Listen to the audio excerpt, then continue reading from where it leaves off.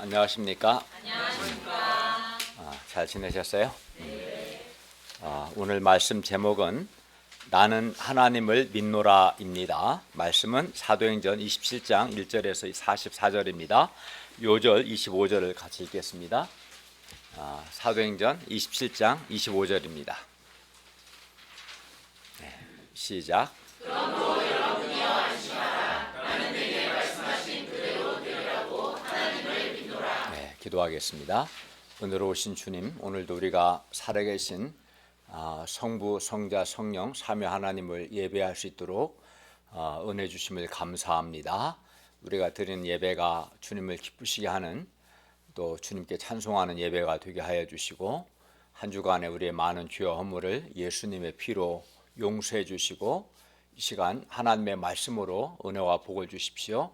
하나님의 말씀이 우리에게 빛이 되고 생명이 되도록 역사해 주시기를 기도합니다. 예수님의 이름으로 기도하였습니다. 아멘.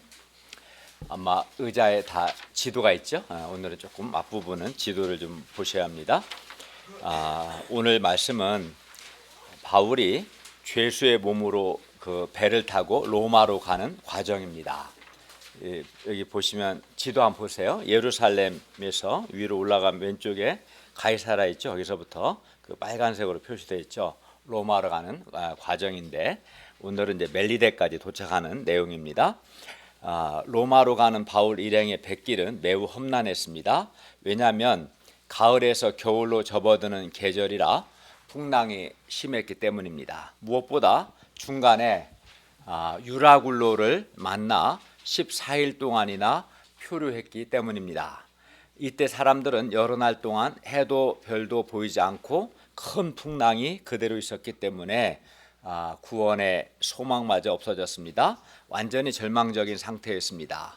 그러나 이런 절망적인 상황에서 바울은 자신뿐만 아니라 다른 사람들을 구원했습니다. 그러면 바울이 어떻게 이 절망적인 상황에서 사람들을 구원할 수 있었을까요? 그것도 죄수의 몸으로. 오늘 말씀을 통해 우리 시대 구원의 여망, 구원의 소망마저 없어진 상황에서 우리가 어떻게 어둠에 빠지지 않고 우리 자신뿐만 아니라 다른 사람들을 돕고 구원할 수 있는가, 오늘 말씀을 통해 배울 수 있기를 기도합니다. 27장은 가이사랴에서 시돈과 무라 항구를 경유하여 살몬의 앞을 지나 그레데 해안을 바람막이로 항해하여 미항까지의 여행, 여기까지가 8절입니다. 한번 보세요. 가이사랴 찾으셨어요? 네. 위에 올라오면 뭐가 보여요? 시돈이 보이시죠? 그 구브로 섬 위쪽으로 해서 이 무라 항구에서 이제 배를 타는 거예요. 그리고 니도에 가서 다시 아래로, 원래는 니도에서 쭉 직진하려고 했는데 로마로 바람이 너무 세서 밑으로 내려와서 그레데 섬을 끼고 살몬에 지나서 미항 보이죠? 예, 미항에서 이제 바울은 미항에 머물자고 했는데 바울의 말 안 듣고 뷰닉스로 가다가 중간에 유라굴라를 만나서 이제 표류하다가 멜리데 섬에 도착하는 내용까지가 오늘 말씀입니다. 그리고 이제 미항에서 뷰닉스 항구로 가려다가 중간에 유라굴로라는 광풍을 만나 14일 동안 표류하다가 배가 부서지고 멜리데 섬에서 276명 전원이 구조되는 내용으로 오늘 말씀은 구성되어 있습니다. 바울은 가이사랴 감옥에 수감되어 있던 중 총독 베스도의 법정에서 로마 황제에게 상소했습니다. 당시 로마법에 의하면 로마 그 시민권자들은 피지배국에서 재판을 받다가 로마 황제에게 항소하면 모든 절차를 중지하고 본국으로 송환하여 재판을 받게 해야 했습니다. 그 법에 따라 바울은 로마 시민권이 있었기 때문에 바울은 죄수의 몸으로 로마로 호송됩니다. 27장 1, 2절을 보십시오. 바울 일행이 배를 타고 이탈리아로 가기로 작정됨에 바울과 다른 죄수 몇 사람을 아구스도대의 백부장 율리오란 사람에게 맡겼습니다. 아구스도대는 로마 황제 아구스도의 친위 부대로 그 당시 시리아 지방에 주둔하고 있었던 로마군의 한 부대였어요. 정확히 말하면 100인대 6개로 구성된 코호트라고 볼 수 있습니다. 보병대를 가리키는 표현입니다. 백부장 율리오는 그 6개 100인대 중 하나를 맡았던 지휘관으로 보입니다. 그리고 지중해 남동쪽 코너에 있는 가이사랴부터, 지도에 보이시죠? 이 가이사랴로부터 북서쪽 로마로 바울을 호송해야 하는데 배로 가는 것이 가장 좋은 방법이었습니다. 그런데 그 호송 임무를 위해 로마군이 따로 운행하는 배는 없었습니다. 그래서 이제 일반 상선을 이용해서 바울을 호송해야 합니다. 그리하여 바울 일행은 아시아 해변 각처로 가려 하는 아드라무테노 배를 이용합니다. 이 아드라무테노 배는 아드라무테노에서 온 배를 가리킵니다. 그러니까 그 배는 배의 출항지 또는 배가 정착하고 있는 그 장소를 가리키는 경우가 많았다고 해요. 이 배가 다시 이제 팔레스타인을 출발해서 아시아 연안의 항구들을 들러서 아드라무테노로 돌아가는 길에 바울을 호송하는 군인들이 바울과 함께 승선한 겁니다. 그러니까 이제 가이사랴를 보면 오늘 빨간색으로 표시된 그곳이 이제 무라, 니도 여기가 다 아시아 연안이고 그 위로 쭉 올라가면은 여기 선은 안 돼 있지만 드루아라고 보이죠. 드루아. 그쪽이 거기가 이제 아드라무테노 배가 출항한 곳이에요. 그게 이제 코스인 거죠. 우리 동네에 이제 마을버스 코스가 있는 것처럼 이 배는 그러니까 로마로까지는 안 가는 거예요. 그래서 이제 무라에서 내려서 무라에서 좀 더 큰 배로 갈아타는 거죠. 로마로 가려면 그런 상황입니다. 2절을 볼까요? 바울 일행이 아드라무테노 배에 올라 항해할 새 마게도냐의 데살로니가 사람 아리스다고도 함께했습니다. 바울의 동역자였습니다. 3절부터 8절입니다. 이튿날 시돈항에 되니 율리오가 바울을 친절히 대하여 친구들에게 가서 대접받기를 허락했습니다. 그런데 거기 시돈항에서 떠나가다가 4절을 보면 맞바람 때문에 항해가 수월하지 않았습니다. 그래서 4절을 보면 그 배는 맞바람을 피하여 구부로 해안을 의지하고 항해합니다. 여기서 맞바람이란 가을철에 지중해에서 불어오는 서풍을 가리킵니다. 서풍은 서쪽에서 이렇게 오는 바람이죠. 그래서 이쪽으로 가야 하는데 이렇게 서풍이 부니까 수월하지 않은 거죠. 아마 시간이 많이 지체가 되었을 겁니다. 이 배는 그 서쪽에서 불어오는 바람을 피하여 구브로 섬 동쪽 연안을 따라 항해했습니다. 그리고 5절을 보면 길리기아와 밤빌리아 바다를 건너 루기아의 무라시에 이르렀습니다. 그리고 그들은 이 무라에서 다른 큰 배로 이제 갈아타는 거예요. 6절을 보면 거기서 무라에서 백부장이 이달리아로 가려 하는 알렉산드리아 배를 만나 바울 일행을 오르게 했습니다. 그러니까 바울 일행은 무라에서 이달리아로 가는 알렉산드리아 배로 갈아탄 거예요. 이 알렉산드리아는 당시 이집트의 도시니까 알렉산드리아에서 온 배라는 거예요. 알렉산드리아에서 이제 많은 화물을 싣고 위로 쭉 올라가서 무라에서 사람들 태우고 다시 로마로 가는 아주 큰 배를 가리킵니다. 7, 8절을 보십시오. 지중해의 서풍이 계속 불고 있었습니다. 그래서 배가 거슬러 불어오는 맞바람을 맞으며 서쪽으로 더디 천천히 항해해서 여러 날 만에 간신히 니도 맞은편에 이르렀습니다. 이 배의 원래 항로는 니도에서 서쪽으로 직진해서 발칸반도 남쪽 해안을 지나 로마로 향하도록 되어 있었을 겁니다. 왜냐하면 그 길이 지름길이니까요. 그러나 풍세가 더 허락하지 아니하므로 즉 맞바람이 너무 심해서 서풍이 너무 심해서 더 이상 앞으로 나아갈 수 없게 되었습니다. 그래서 그 배는 남쪽으로 선회하여 살몬의 앞을 지나 그레데 해안을 바람막이로 항해하여 간신히 그 연안을 지나 미항이라는 곳에 이르렀습니다. 계속 맞바람 때문에 많이 늦어진 거죠. 이 미항은 라세아시에서 가까운 항구로서 아름다운 항구라는 뜻입니다. 9절을 보십시오. 여러 날이 걸려 금식하는 절기. 금식하는 절기는 유대 종교력으로 7월 10일인데 대속죄일 금식일을 가리키고 이걸 태양력으로 계산하면 9월에서 10월 사이입니다. 당시는 정확하게 AD 59년 10월 5일입니다. 그날이 금식하는 날이었고, 그러니까 이때가 AD 59년 10월 5일이었고, 근데 이 금식하는 날이 이미 지났습니다. 그러니까 금식하는 날 전에 이제 로마로 가고자 했는데 맞바람 때문에 계속해서 늦어진 거예요. 왜냐하면 이제 지중해에서의 항해 시기는 대체로 9월 중순 이후 11월 중순까지는 위험 시기로 분류되고 있었고, 11월 중순부터 이듬해 2월까지는 항해 금지 시기로 분류되고 있었기 때문입니다. 그러니까 적어도 11월 중순 이전에 로마에 도착해야 돼요. 그러니까 이 배는 아마 그걸 가능한 시점에서 출항했는데 아마 맞바람이 없었으면 도착했겠죠. 근데 맞바람이 너무 심한 바람에 일정이 많이 늦어진 거예요. 이제 맞바람 때문에 일정이 계속 늦어졌고 10월 5일 금식하는 절기가 이미 지났기 때문에 이제 항해하기 위험한 시기가 된 겁니다. 그리하여 바울이 그들을 권합니다. 10절과 11절을 보십시오. 여러분이요, 내가 보니 이번 항해가 화물과 배만 아니라 우리 생명에도 타격과 많은 손해를 끼치리라. 바울은 지금 맞바람 때문에 너무 늦어졌고, 그래서 지금 항해하는 것은 위험하기 때문에 미항에서 겨울을 보내자고 제안했어요. 겨울을 보내고 다음에 3월에 항해하자. 그러나 백부장이 11절을 보시면 선장과 선주의 말을 바울의 말보다 더 믿었습니다. 아무래도 선주의 배 주인인 선주의, 우리 강선지 이름 똑같네요. 네, 선주의 입장에서는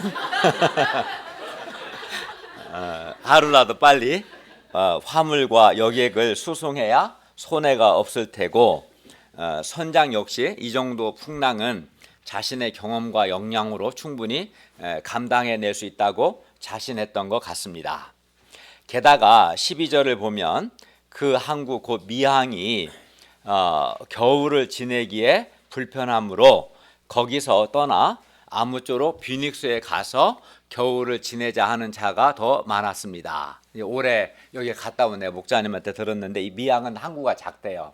그리고 이제 숙박 시설도 별로 없고, 그래서 만약에 겨울을 지내더라도 미항보다는 뷰닉스는 큰 항구거든요. 한 60km 정도 떨어진 뷰닉스 가서 지내자. 가든지 아니면 적어도 뷰닉스까지는 가자. 이렇게 선장과 선원들이 이야기한 것 같고, 백부장은 바울의 말보다는 선장과 선주의 말을 이제 들은 거죠. 그리고 13절에 보면 미항을 떠나 뷰닉스로 갈 때 마침 남풍이 순하게 불매, 남쪽에서 오는 바람이죠. 남풍이 순하게 부니까 어때? 배를 쫙 밀어주는 역할을 하니까 잘 됐다고 생각했을까요? 남풍이 순하게 불매 그들이 뜻을 이룬 줄 알고 닷을 감아 그레데 해변을 끼고 항해했습니다. 그것도 이제 혹시라도 문제가 생길까봐 조심한 거죠. 해안을 끼고 항해하게 되면 이제 좀 덜 위험하죠. 바다 한가운데보다는 급하면 바로 정착할 수. 그래서 이제 해안을 끼고 항해하는 거거든요. 그러나 14, 15절을 보면 얼마 안 돼서 그레데 섬 가운데로부터 유라굴로라는 광풍이 크게 일어나니 배가 밀려 바람을 맞추어 갈 수 없어 가는 대로 두고 쫓겨갔습니다. 유라굴로라는 말 자체가 북동풍이라는 뜻이에요. 그러니까 북쪽, 동쪽, 북동쪽에서 부는 바람을 유라굴로라고 부르는 거예요. 순한 남풍을 맞으며 출항한 배가 갑자기 들이닥친 북동풍, 이 유라굴로와 부딪혔습니다. 16, 17절을 보면 가우다라는 작은 섬 아래로 지나 간신히 거루는 이제 보통 배 고물은 배 뒤쪽인데 배 뒤쪽에다가 끌고 다니는 작은 배를 가리키는데 이 거루를 잡아 끌어올리고 줄을 가지고 선체를 둘러 감았습니다. 안 그러면 그 고물에 있는 거루 작은 배가 부서지니까 그 위에 가판 위에 올려서 마른 감았던 거죠. 움직이지 않도록 하기 위해서. 풍랑 때문에 거룻배가 배에 부딪혀 파손되는 것을 막기 위한 조치를 취한 겁니다. 그리고 17절을 보면 스르디스에 걸릴까 두려워하여 연장을 내리고, 아마도 닻을 내렸겠죠. 이게 닻을 내리면 이제 그 좀 속도를 줄일 수가 있고, 그러니까 연장을 내리고 그냥 쫓겨갔습니다. 스르디스는 지중해의 선원들이 두려워한 아프리카 북부 리비아 근해에 있는 모래톱을 가리키는데, 배들은 자주 이 모래톱에 빠져 들어가는 위험을 만났습니다. 이 모래톱에 한번 들어가 버리면 이제 배가 좌초되어서 어떻게 할 수가 없는 상황입니다. 아프리카 북부 리비아 근해에서는 간만의 차가 커서 조류의 교차하기 심하고 심한 모래바닥이 유동한다고 합니다. 아마도 지중해를 항해하던 배들이 해류에 따라 스르디스로 끌려 들어가 모래톱에 자초했던 일들이 종종 있었던 것 같아요. 알렉산드리아호의 선원들도 배가 그 스르디스로 밀려 들어갈까 두려워했습니다. 그러면 이제 배는 부서지고 사람들은 죽기 때문에 그렇습니다. 이제 18절부터 21절을 보십시오. 바울 일행은 풍랑으로 심히 애쓰다가 이튿날 사공들이 짐을 바다에 풀어버리고 사흘째 되는 날에는 배의 기구를 그들의 손으로 내버렸습니다. 배의 짐을 줄이려고 그렇게 한 것이죠. 이미 그 유라굴로로 인해서 큰 바람이 불었고 풍랑이 크게 일었고, 그래서 배에 물이 들어왔겠죠. 그래서 이미 배에 많은 물이 들어와 곡식 부대가 젖어서 곡물의 부피가 커졌을 뿐만 아니라 이로 인해 훨씬 더 이제 무거워졌을 겁니다. 그걸 방치하면 어떻게 돼서 배가 가라앉아 버리겠죠. 그래서 그들은 배가 좌초하는 것을 방지하기 위해서 배에 선적된 곡식 화물을 바다에 일단 던졌어요. 배가 가라앉는 건 막아야 하니까.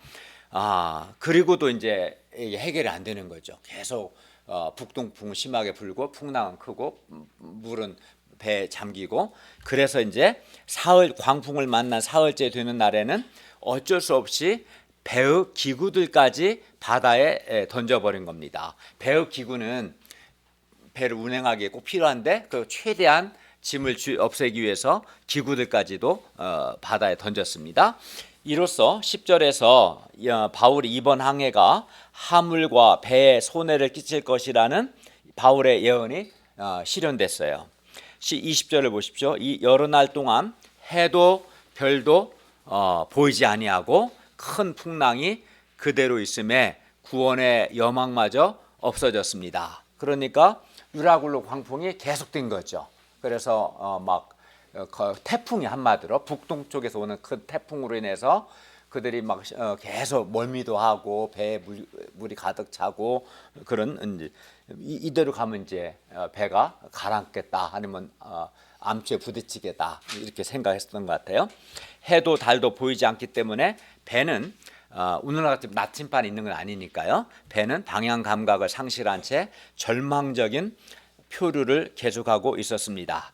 항로를 이탈한 배에게 있어서 방향 제시해주는 해와 달마저 보이지 않는 것은 언제 어디서 암초를 만나거나 또는 그 스르디스 모래톱에 걸려 파손될지 예측할 수 없기 때문에, 게다가 큰 풍랑이 계속 있었기 때문에, 그대로 있었기 때문에 배는 좌초될 수 있었습니다. 멀미도 심었겠죠, 사람들이. 17절에서는 스르디스에 걸릴까 두려워하여 아마도 닻을 내렸을 것이고, 18절에서는 풍랑 때문에 짐 하물을 바다에 버렸고, 19절에서는 사흘째 되는 날에 배의 기구까지 바다에 내버렸습니다. 그리고 지금은 해도 별도 보이지 않았고 큰 풍랑이 여전히 그대로였습니다. 그리하여 이제 사람이 할 수 있는 것은 아무것도 없었어요. 선장과 선원들은 항해 전문가들로서 연장 곧 닻을 내렸고, 짐 곧 하물 곡물을 바다에 풀어버렸고, 배의 기구까지 버리는 등 자기들이 할 수 있는 모든 것을 다 했습니다. 그러나 이제는 더 이상은 어떻게 해볼 수 없는 절망적인 상황에 빠지게 되었습니다. 그래서 구원의 여망, 즉 구원의 소망마저 없어졌습니다. 그리고 여러 사람이 오래 먹지 못했습니다. 아마 살아날 것이라는 한가닥 구원의 소망도 없었기 때문에 이런 극한 절망의 상태에서 식사할 의욕을 잃어버렸거나 또는 이 유라굴라 북동풍으로 인해서 풍랑이 심했고 심한 뱃멀미로 인해 식사를 할 수 없었을 것 같았습니다. 바로 이때 이런 아주 절망적인 상황에서 바울이 가운데 서서 말합니다. 21절을 한번 볼까요? 모든 사람이 구원의 여망, 소망마저 없어졌으나 바울은 그 동일한 그 상황에서 그 구원의 소망이 없는 그 상황에서 바울은 확실한 구원의 소망이 있었어요. 21절 하반절을 보십시오. 내 말을 듣고 그레데 그 미항에서 떠나지 아니하여 이 타격과 손상을 면하였더라면 좋을 뻔하였느니라. 그들이 구원의 여망마저 없어지게 된 근본 원인은 그들이 바울의 말을 듣지 않았기 때문이었습니다. 바울은 자신의 판단이 옳았음을 확인시켜주고 이제부터라도 그들이 바울의 말을 듣기 원했습니다. 그리고 아직 소망이 있습니다. 22절을 한번 읽겠습니다. 시작. 내가 너희를 권하노니 이제는 안심하라. 너희 중 아무도 생명에는 아무런 손상이 없겠고 오직 배뿐이니라. 예, 여러 날 동안 해도 별도 보이지 않고 큰 풍랑은 그대로 있으므로 구원의 여망마저 없어진 그 깊은 어둠과 절망 가운데서 바울은 뭐라고 했습니까? 안심하라. 염려하거나 두려워하지 말고 안심하라. 너희 중 아무도 생명에는 아무런 손상이 없다는 구원의 희망을 줬습니다. 그들은 아마 이제 죽을 거라는 생각을 했었던 것 같아요. 그로 인한 염려와 두려움이 많았죠. 그럴 수밖에 없는 상황이었죠. 배는 좌초되기 직전이었습니다. 이런 상황에서 바울은 그들에게 안심하라. 너희 중 아무도 생명에는 아무런 손상이 없다는 구원의 희망을 줬습니다. 동일한 상황에서. 그러면 바울은 이런 절망적인 상황에서 어디서 이러한 희망이 온 것입니까? 그것은 하나님의 말씀입니다. 하나님께서 바울에게 말씀하셨고 바울은 하나님의 말씀을 믿었습니다. 23절부터 26절을 보십시오.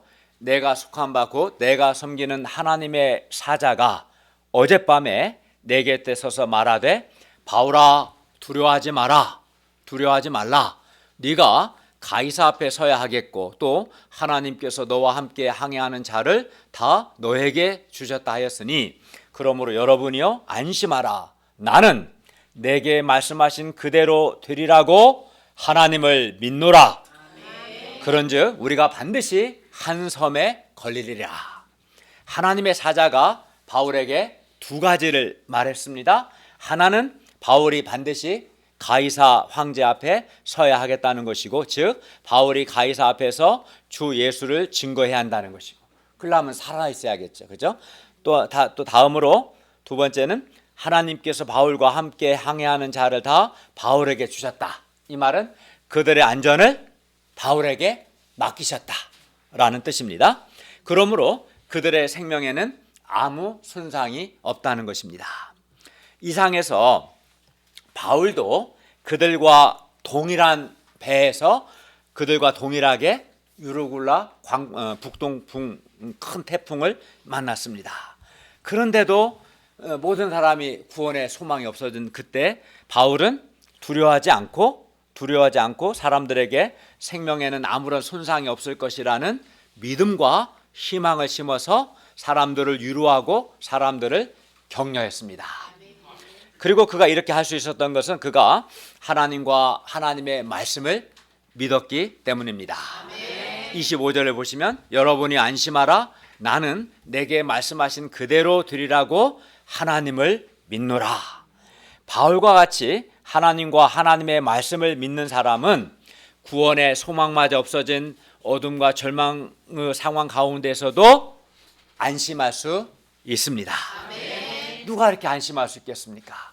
유라굴라 태풍을 만나서 14일 동안 배는 표류하고 있었고 그 해도 별도 보이지 않는 이 절망적인 상황, 모든 사람이 구원의 소망을 잃어버리고 그래서 염려하고 두려움에 빠지는 이 깊은 어둠에 빠진 이 상황에서 누가 이렇게 안심할 수 있겠습니까? 하나님과 하나님의 말씀을 믿는 사람은 안심할 수 있습니다. 뿐만 아니라 다른 사람을 위로하고 도울 수도 있습니다. 오늘 본문을 보면 항해의 기술과 경험이 풍부한 선장도, 또 배를 소유한 선주도, 또 항해를 좌지우지할 수 있는 권세 가진 백부장도 휘몰아치는 이 유라굴라 태풍 속에서는 아무것도 하지 못하고 다만 염려와 두려움과 같은 깊은 어둠과 절망 가운데 있을 뿐이었습니다. 그들이 할 수 있는 건 다 했지만 어떻게 할 수가 없는 상황이었던 거죠. 그러나 하나님과 하나님의 말씀을 믿는 바울은 희망을 가지고 다른 사람들을 격려할 수 있었습니다. 믿음이 없는 사람은 평소에는 뭐든지 다 할 수 있을 것 같다가도 정말 사람이 어떻게 할 수 없는 한계 상황에 이르면 아무것도 할 수 없고 절망합니다. 믿음이 없는 사람은. 그리고 어둠에 빠집니다. 염려하고 두려워합니다. 구원의 희망이 없습니다. 반면 하나님과 하나님의 말씀을 믿는 사람은 구원의 여망마저 없어진 그 절망적인 상황에서도 믿음 있는 사람은 안심할 수 있고 구원의 희망이 있습니다. 그리하여 하나님과 하나님의 말씀을 믿는 사람은 어떤 절망적인 상황에서도 결코 절망하지 않습니다. 어둠에 빠지지도 않습니다. 오히려 절망 속에서 하나님의 큰 구원을 경험하고 하나님의 도우심을 경험하고 절망 속에서 하나님의 위로를 경험합니다. 인생의 큰 풍랑, 즉 인생의 큰 문제, 큰 어려움이 그대로 있으므로 구원의 여망마저 없어진 상황에서도 하나님과 하나님의 말씀을 믿는 사람은 안심할 수 있고 구원의 희망이 있습니다.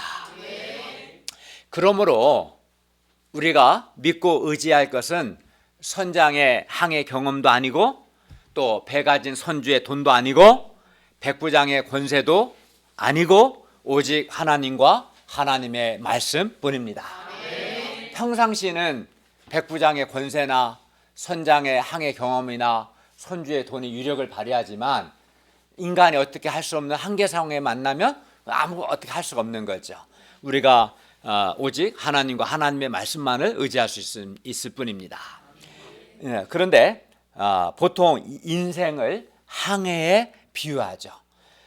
인생이라는 항해에서 사람의 힘으로 제어할 수 없는 큰 풍랑, 즉 인생 항해에서 큰 문제, 큰 어려움을 만날 때, 예를 들어서 우리가 인생이라는 이 항해에서 큰 질병이나 큰 실패나 또는 큰 사고나 죽음이나 큰 어려움을 만날 때 사회적인 높은 지위도 높은 스펙도 어떤 분야의 전문적인 지식도 아무 소용이 없습니다. 인생의 항해에서 인생의 큰 풍랑 앞에서 사람은 무력할 수밖에 없고 구원의 소망마저 잃어버리고 절망합니다. 염려하고 두려워하고 낙심하고 어둠에 빠집니다. 그러나 하나님과 하나님의 말씀을 믿는 사람은 다릅니다. 해도 별도 보이지 않고 그래서 아주 작은 빛 하나도 없고 그래서 어떻게 해야 할지 방향도 모르겠고 구원의 소망마저 없어져 버린 바로 그런 절망적인 상황에서도 하나님과 하나님의 말씀을 믿는 사람은 염려하고 두려워하기보다 자신이 먼저 안심할 수 있고 더 나아가 절망적인 상황 가운데 있는 사람들을 위로하고 돕고 섬길 수 있습니다. 그리하여 절망 가운데 있는 사람들에게 희망이 됩니다. 그러므로 우리도 바울과 같이 하나님과 하나님의 말씀을 굳게 믿을 수 있기를 기도합니다. 우리 인생의 항해에서 우리도 해도 별도 그래서 아주 작은 빛도 희망도 보이지 않고 그래서 구원의 소망마저 없어질 때가 있습니다. 그러나 그때 우리는 하나님과 하나님의 말씀을 믿어야 합니다. 하나님의 말씀을 그때 붙들어야 합니다. 나는 내게 말씀하신 그대로 되리라고 하나님을 믿노라 라고 말한 바울처럼 우리도 확신 있게 말할 수 있기를 바랍니다. 20절 28절을 보십시오. 19째 되는 날 밤에 바울 일행이 아드리아 바다에서 이리저리 쫓겨가다가 자정쯤 되어 사공들이 어느 육지에 가까워지는 줄을 짐작하고 물을 재어보니 20길 곧 약 한 30에서 36m가 되고 조금 더 가다가 다시 재니까 15길 곧 18에서 한 27m 정도가 되었습니다. 29, 30절 보십시오. 암초에 걸릴까 하여 고물은 이제 배우 뒷부분인데 고물로 닷넷을 내리고 날이 새기를 고대했습니다. 그러나 사공들이 도망하고자 하여 이물 즉 배의 앞부분에서 닷을 내리는 채 하고 이게 닷을 내리면 배를 고정시키는 거잖아요. 닷을 내리는 채 하다가 거룻배 그 작은 배를 바다에 내려놓았어요. 왜 그러겠어요?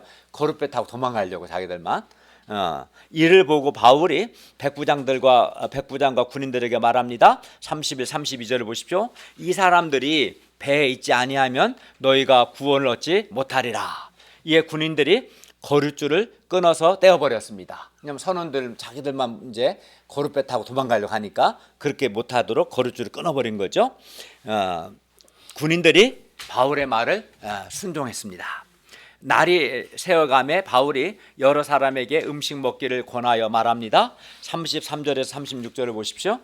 너희가 기다리며 먹지 못하고 줄인 지가 오늘까지 열 나흘인즉 14일 된 거죠. 음식 먹기를 권하노니 이것이 너희의 구원을 위하는 것이요 너희 중 머리카락 하나도 잃을 자가 없으리라. 35, 36절을 보십시오. 그리고 떡을 가져다가 모든 사람 앞에서 하나님께 축사 감사하고 떼어 먹기를 시작하며 그들도 안심하고 다 받아 먹었습니다. 그러니까 바울의 말을 순종한 겁니다.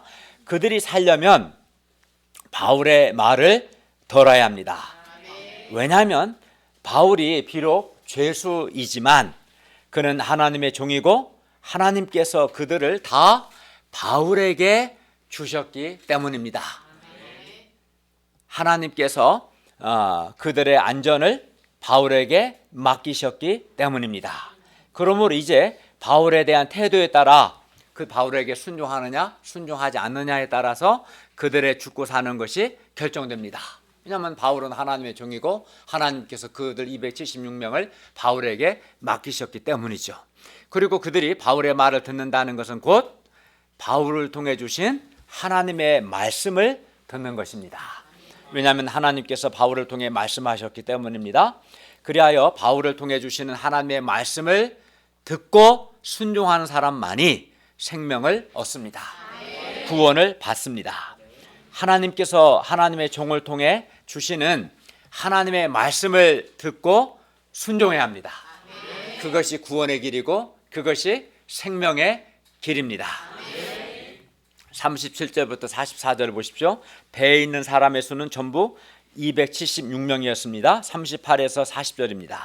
배부르게 먹고 밀을 바다에 버려 배를 가볍게 하였더니 날이 새매 어느 땅인지 알지 못하나 경사진 해안으로 된 항만이 눈에 띄거늘 배를 거기에 들여다 댈 수 있는가 의논한 후 닷을 끊어 바다에 버리는 동시에 키를 풀어 늦추고 돛을 달고 바람을 맞추어 해안을 향하여 들어갔습니다. 그렇죠. 이제 해안을 가려고 닷은 끊어내고 돛은 세운 거죠.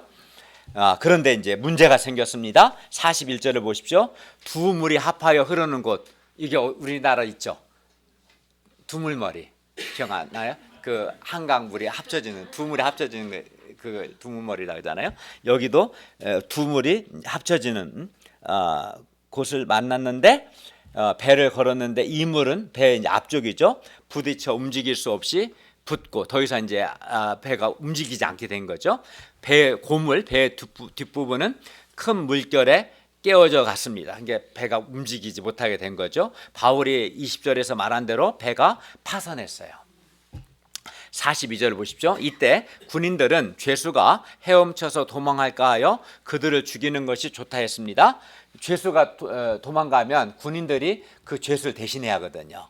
그래서 죽이자 이렇게 했는데 43, 44절을 보면 백부장이 바울을 구원하려 하여 그들의 뜻을 막고 헤엄칠 줄 아는 사람들을 명하여 물에 뛰어내려 먼저 육지에 나가게 하고 그 남은 사람들은 널주가 혹은 배 물건에 의지해서 나가게 하니 마침내 사람들이 다 상륙하여 구조되었습니다. 바울을 통해 주신 하나님의 말씀이 이루어졌습니다. 다 구원받은 거죠. 여러 날 동안 해도 별도 보이지 아니하고 큰 풍랑이 그대로 있음에 구원의 여망마저 없어진 그 절망적인 상황에서 바울은 하나님과 25절에서 하나님의 말씀을 믿었습니다.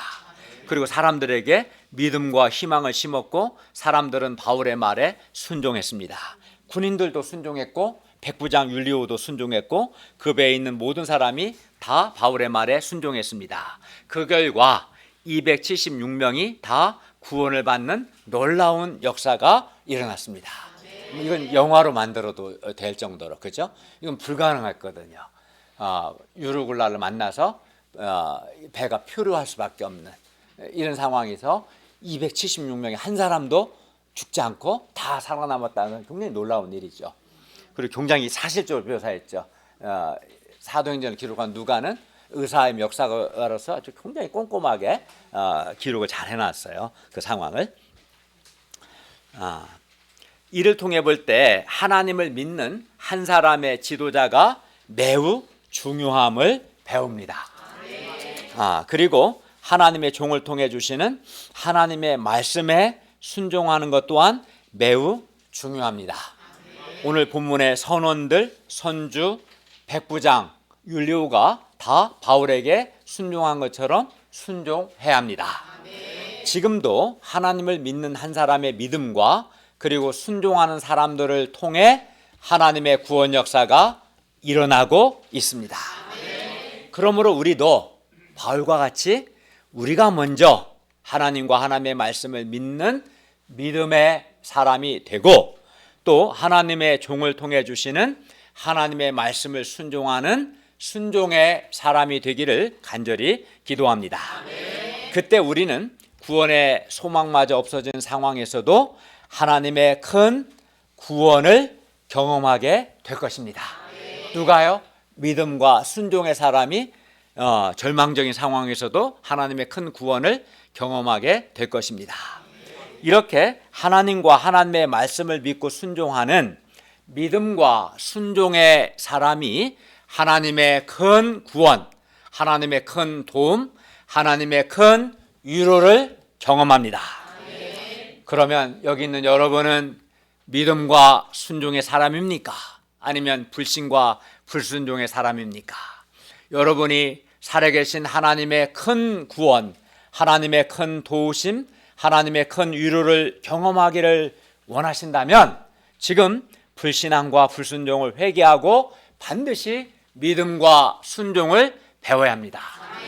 믿음과 순종의 사람이 살아계신 하나님의 큰 구원과 큰 도우심과 큰 위로를 경험할 수 있기 때문입니다. 그런데 오늘 본문을 보면 사도 바울도 276명과 함께 큰 풍랑을 겪었습니다. 사람들은 무려 14일 동안이나 큰 풍랑 속에서 큰 고통을 겪었습니다. 유라굴로가 14일 동안이나 계속된 거죠. 짐도 버리고 배의 기구도 버리고 사람이 할 수 있는 일을 다 해도 여러 날 동안 해도 별도 보이지 않고 구원의 소망마저 없어졌을 때 그들이 얼마나 두려웠겠습니까? 그런데 그런 고난 속에 바울도 그들과 함께 있었습니다. 바울도 그들과 함께 극심한 고통을 겪었습니다. 물론 그것은 바울의 잘못이 아닙니다. 오히려 바울은 석방될 수 있는 기회를 포기하고 주 예수께 받은 사명, 즉 로마에서도 주 예수를 전하는 사명을 감당하기 위해서 주 예수의 몸으로 로마로 가는 배를 탔으니 바울은 오히려 주님께 순종한 훌륭한 사람입니다. 그러나 신앙이 훌륭하다고 해서 고난이 없는 것은 아닙니다. 하나님은 276명의 사람들과 함께 14일간의 죽음과 같은 풍랑 속에 사도 바울을 던져 놓으셨습니다. 우리가 믿음으로 산다고 해서 세상의 고난과 고통을 면제받지는 않습니다. 큰 풍랑 앞에서 사도 바울만 예외가 아니듯이 우리도 예외가 아닙니다. 우리도 우리 인생 항해에서 큰 풍랑과 큰 고난과 큰 어려움을 경험할 수 있습니다.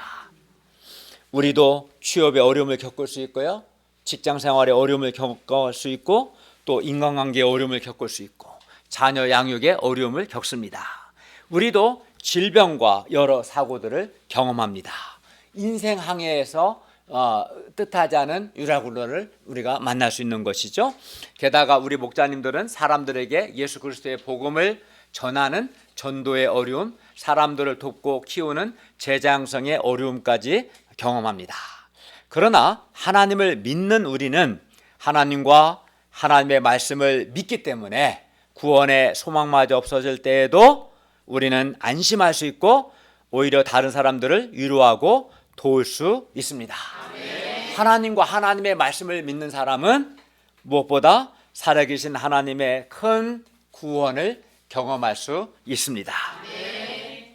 우리도 인생의 항해에서 여러 날 동안 큰 풍랑이 그대로 있는 것을 경험하는데, 그 여러 날이 어떤 경우에는 몇 달이 될 수도 있고, 그 여러 날이 어떤 경우에는 몇 년이 될 수도 있습니다. 그리고 그때 해도 별도 보이지 않는, 해도 별도 보이지 않는다는 것은 아주 작은 어떤 희망의 빛도 보이지 않았다는 뜻이에요. 완전 어둠, 절망 자체죠. 희망이 보이지 않는, 작은 빛도 보이지 않는 이 상황이 여러 날, 몇 달, 몇 년 지속될 수도 있어요. 게다가 큰 풍랑과 같은 큰 문제들이 계속될 수도 있습니다.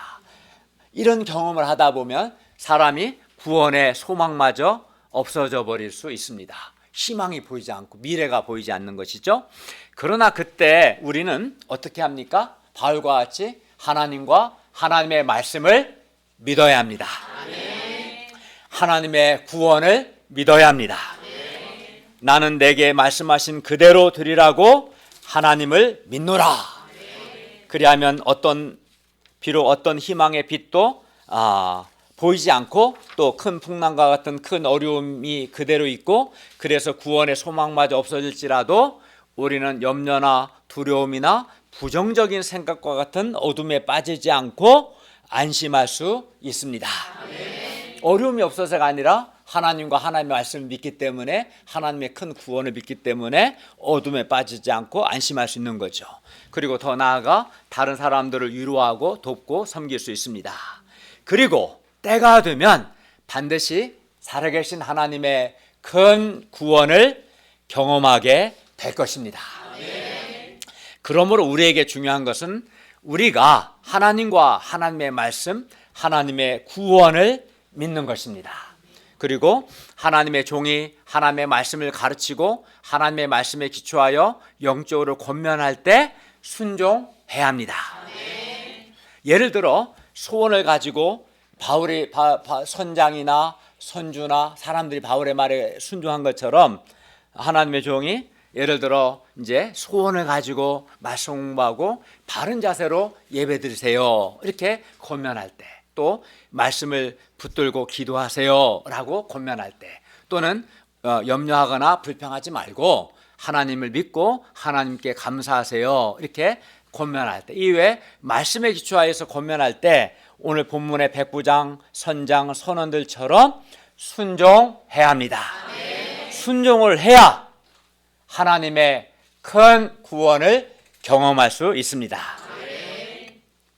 그러니까 내가 낳은 사람이 믿음의 사람이 되는 게 중요하고, 말씀에 기초한 영적 권면을 순종을 해야 합니다. 순종을 해야 살아계신 하나님의 큰 구원을 경험할 수 있습니다.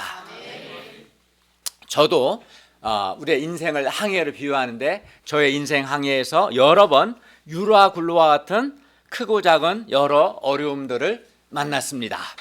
그러나 이때 제가 하나님께 기도했을 때 하나님께서는 저에게 때마다 말씀들을 주셨어요. 예를 들어서 빌립보서 4장 6, 7절 말씀, 아무것도 염려하지 말고 다만 모든 일에 기도와 간구로 너희 구할 것을 감사함으로 하나님께 아뢰라. 그리하면 모든 지각에 뛰어난 하나님의 평강이 그리스도 예수 안에서 너희 마음과 생각을 지키시리라. 또 어떤 때는 하나님께서 저에게 마태복음 6장 33절 말씀, 그런즉 너희는 먼저 그의 나라와 그의 의를 구하라, 그리하면 이 모든 것을 너희에게 더하시리라 말씀을 주셨고, 또 저에게 로마서 4장 17절 말씀, 기록된 바 내가 너를 많은 민족의 조상으로 세웠다 하심과 같으니 그가 믿은 바 하나님은 죽은 자를 살리시며 없는 것을 있는 것으로 부르신 이시니라. 하나님은 저에게 말씀을 주셨고, 바울처럼 저도 하나님의 말씀을 믿고 굳게 붙들었습니다. 그때 저는 살아계신 하나님의 큰 구원을 경험할 수 있었습니다. 더 나아가 사람들을 도울 수 있었습니다. 이렇게 우리 인생 항해에서 어려움을 만날 때 하나님께 기도하고 하나님과 하나님의 말씀을 믿고 붙들고 하나님께 순종하는 사람은 안심할 수 있고 살아계신 하나님의 큰 구원을 경험할 수 있습니다. 비록 몇 달이든 몇 년이든 여러 날 동안 어떤 희망의 빛도 없고 게다가 큰 풍랑과 같은 큰 문제들이 그대로 있을지라도 하나님과 하나님의 말씀을 믿는 사람은 안심할 수 있고 결국은 살아계신 하나님의 큰 구원을 경험할 수 있습니다. 인생 항해에서 풍랑이 없을 수는 없습니다. 어떤 때는 작은 풍랑이 있을 수 있겠지만 유라굴로와 같은 큰 풍랑을 만날 수도 있습니다. 그때 어떻게 합니까? 살아계신 하나님께 기도할 때 하나님께서는 이 기록된 말씀을 우리에게 주실 것이고, 하나님이 주시는 말씀을 굳게 믿을 때 우리는 어둠에 빠지지 않고 안심할 수 있고 살아계신 하나님의 큰 구원을 경험할 수 있습니다. 또 목자님들이 말씀의 기초에 권면할 때 그 순종하는 사람이 선장과 또 선원들 백부장처럼 순종하는 사람이 하나님의 구원을 경험할 수 있습니다.